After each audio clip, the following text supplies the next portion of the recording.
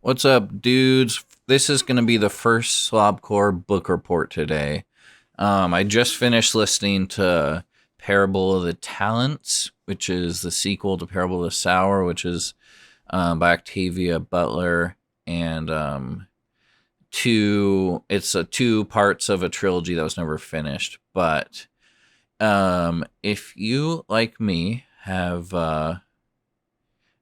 been thrown kind of off kilter. I would say honestly ever since um Roe v. Wade got overturned, like that was just a huge moment of realization of just how many victories the religious far right has gotten, and how well, I mean, ever since the election of Donald Trump, and then just all the judges he was able to get in, the state of the Supreme Court, and just how massive those challenges are, as well as how little the Democratic Party has made tangible fights against it. This is not to like impugn any one politician or whatever. Like, there's lots of Democrats that are very willing to fight for reproductive rights and bodily autonomy and stuff.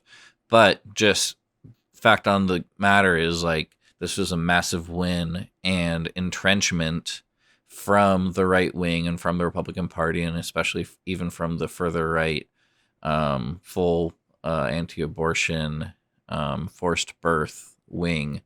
And so the entrenchment of that power, even though like the recent midterms were kind of a repudiation, and like, which is known, like the majority of the population is not with them on these arguments, but the majority of the population isn't just what wins political power and all that bad stuff. And so basically ever since then, you just see that, you see the huge increase uptick in homophobia and transphobia and misogyny in right-wing spaces, and especially such a turn of that's really the fuel of a lot of younger right-wing people and movements. Is like, there was an article a couple months back, it was mainly like in college, like anti PC, anti SJW, like Gamergate, like women and everyone asking for too much. They're just being annoying. They're asking for too much. It's actually white men that are being oppressed. Like, that kind of line of thinking. That's like the rocket fuel. That's what motivates younger conservatives. And so that's kind of something that's been going on within the political alignments of the country, I think, is sort of a less political, more like Gamergate, like, I don't know, like Ben Shapiro types, Joe Rogan, Jordan Peterson, like transphobia corners. That's really where a lot of the energy is. And anyway, that's all to say. All this stuff weighs heavily on me because it sucks, like this huge increase in, yeah, homophobia and transphobia, and especially the rhetoric and all the laws being passed. And it's just bad times. And so, and it's also just shows how much like the evangelical right has actual power and influence in this country, where like, oh yeah, there are now states where there's um yeah, just no abortions really able to be gotten in reproductive health. And it's scary, and I'm not very optimistic that like the powers that be to like fight against those things and stand up for reproductive rights, they haven't been adequate, clearly. And so I kind of sit in this like huge worry for the future kind of mind frame, where it's also like I'm just someone watching and living in the US. I mean, I'm a cis man in a very blue state. Like, personally, I have a lot of privileges and I don't have to worry about these sorts of things as much as others do. But I still do, because I'm a worrywart, and I think a lot about history, and I think a lot about politics, and I think a lot about just like social movements and where culture is and where it's going. So this is all to say, Parable of the Talents and just Octavia Butler in general, and the things that she wrote and focused on. If you don't know, she was like basically the first like black woman who really made it through in like sci-fi writing spaces, and she's just like one of the greatest American authors. But I'd first heard of Parable of the Talents and Parable of the Sower. I think probably when people were talking about like, oh gosh, it's like Handmaid's Tale out here, like that's the future of America.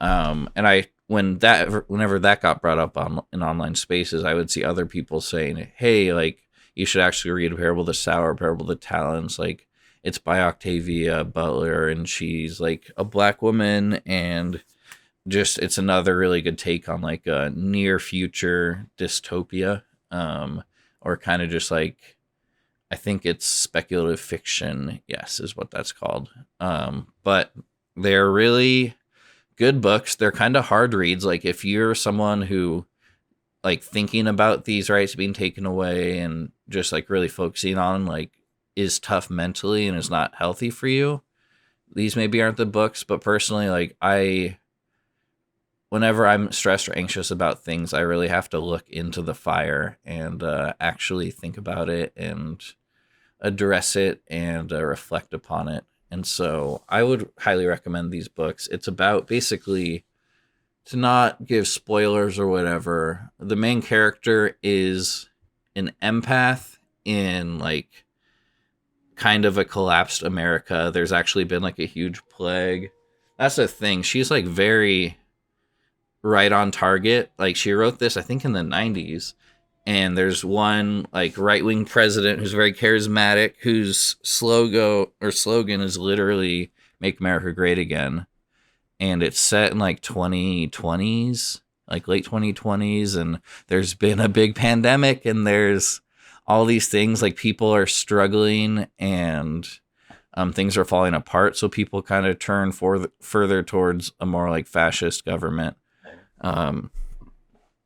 But it really, the two books were just really wonderful, and because it's kind of cool focusing on someone. She's like a very hopeful character, and she's a thinker, and she's reflecting, and it's just like a hopeful person going through incredibly hard things that feel sort of plausible and really scary, just trying to survive in that world and to thrive and to make connections and to be there for other people, and just kind of show what the experience of that would be like. And I think she really nailed it. I wish she was able to finish the trilogy. I'm going to look further in. But actually, my friend Kayla's godmother, Lolita Imarisha, she wrote or collaborated, like put together, and she's a professor at Portland State, and has done a lot of really cool work. But I think she put together like a compilation of sci-fi that was basically like in the same genre as Octavia Butler, and I think it's called Octavia's Brood. Highly recommend checking that out. Highly recommend just looking up more and maybe reading an Octavia Butler book. And actually, a new show just came out on FX or Hulu, Kindred, which is based off of one of her other most popular books. I think it's of a black woman who like goes back, time travels into slavery times or something. But I don't know. That's the end of the Slob Glory Book Report. Anyway, bye.